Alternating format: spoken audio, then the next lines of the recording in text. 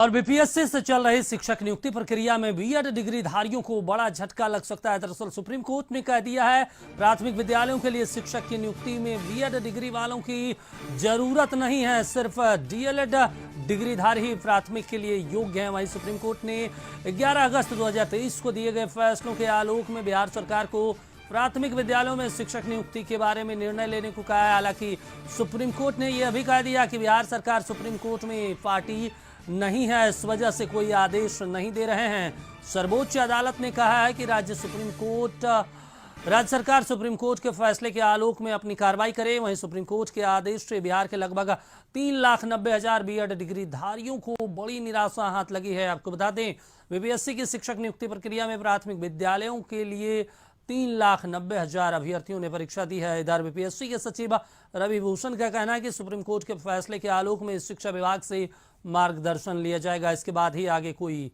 कार्रवाई होगी। और इस पूरे मामले पर हमारे सहयोगी प्रीतम लाइव जुड़ गए हैं। प्रीतम, ये बताइए कि ये बीएड को लेकर संशय तो बना हुआ था काफी समय से, लेकिन सुप्रीम कोर्ट ने एक बार फिर दोहरा दिया है कि हमारे फैसलों का पालन करें राज्य सरकार। हालांकि बिहार सरकार को कुछ भी नहीं कहा गया, लेकिन जिस तरीके से बोला गया है, क्या लगता है बीपीएससी क्या कदम उठाएगा इस पूरे मसले को लेकर? देखिए, कदम जो है बीपीएससी और शिक्षा विभाग दोनों को उठाना है। और कदम जो उठाना है दरअसल शिक्षा विभाग को उठाना है, क्योंकि शिक्षा विभाग की एक इकाई है बीपीएससी, और बीपीएससी को इस बात की जिम्मेदारी दी गई है कि बिहार में जो 1,70,000 पदों पे बहाली हो रही है, उस बहाली को वो कदाचार मुक्त निपटाए। बीपीएससी को इसकी जिम्मेदारी दी गई है।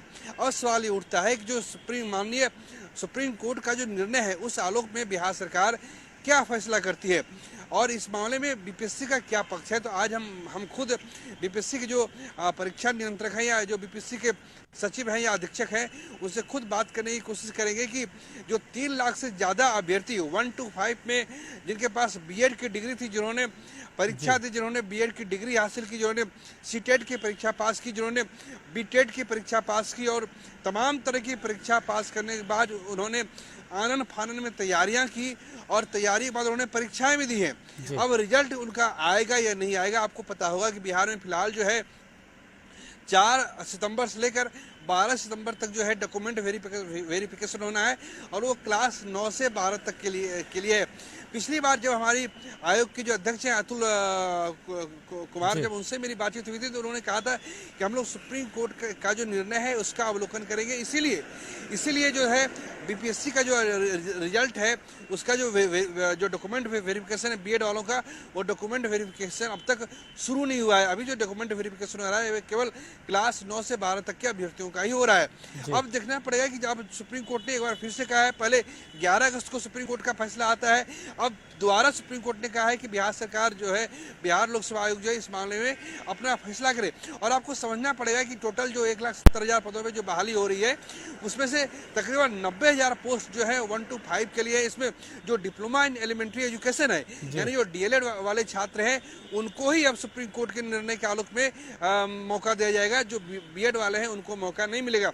लेकिन यहाँ पे बिहार सरकार एक अपना पक्ष ये रख सकती है कि सुप्रीम कोर्ट के सामने कि इस बार तक के लिए आप मौका दे दीजिए, आगे जब शिक्षक भर्ती की प्रक्रिया होगी तब हम बीएड के लोगों को शामिल नहीं करेंगे। कम से कम इस बार जो है आप बीएड के लोगों को शामिल करने का एक अर्जी जो है या एक रिव्यू पिटीशन जो है सुप्रीम कोर्ट में दाखिल कर सकती है, क्योंकि जो बीएड अभ्यर्थी है उनकी भी मांग एक तरीके से जायज है कि उन्होंने भी, उनके पास ही बीएड की डिग्री है और लिहाजा उनको ही मौका मिलना चाहिए। हालांकि बीएड की जो अभ्यर्थी है उनके लिए क्लास 9 से 12 तक का भी मौका है, लेकिन हर कोई सरकारी नौकरी चाहता है और इतने बड़े पैमाने पर बहाली निकली है, कोई भी इस बहाली से चूकना नहीं चाहता है। जी अपना सवाल कीजिए। प्रीतम, लेकिन एक और बड़ा सवाल है कि जिस तरह की डॉक्यूमेंट्स वेरिफिकेशन हो रहा है, हालांकि बीपीएससी अभी उनका डॉक्यूमेंट्स वेरिफिकेशन नहीं कर रहा, लेकिन सुप्रीम कोर्ट का जिस तरीके से कहा गया है कि निर्णय ले, ऐसे में आपको लग रहा है कि जब तक निर्णय नहीं लिया जाता उनका डॉक्यूमेंट्स वेरिफिकेशन नहीं होगा। अगर सुप्रीम कोर्ट ने जो कहा है, अगर उसी फैसले के ऊपर मुहर लगा देती है शिक्षा विभाग,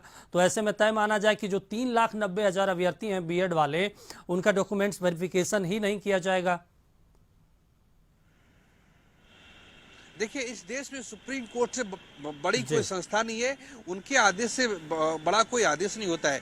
अगर सुप्रीम कोर्ट ने कहा है तो इस मामले में बिहार सरकार को ठोस और जल्द निर्णय लेना चाहिए। और कायदे से तो शिक्षा विभाग को इस मामले में जो फैसला है वो 11 अगस्त के बाद ही लेना चाहिए था, क्योंकि आपको पता था कि बिहार में जो है 24 अगस्त से 26 अगस्त तक परीक्षा हुई है।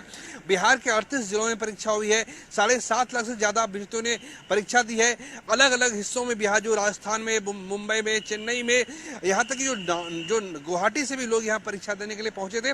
लिहाजा ये बिहार सरकार के लिए पहले ही निर्णय, शिक्षा विभाग को इस बात का फैसला बहुत पहले करना चाहिए था, ताकि जो बीएड अभ्यर्थी है उनको बेवजह दुश्वारियों का सामना न करना पड़े। यहाँ बिहार सरकार से, शिक्षा विभाग से एक चूक हुई है।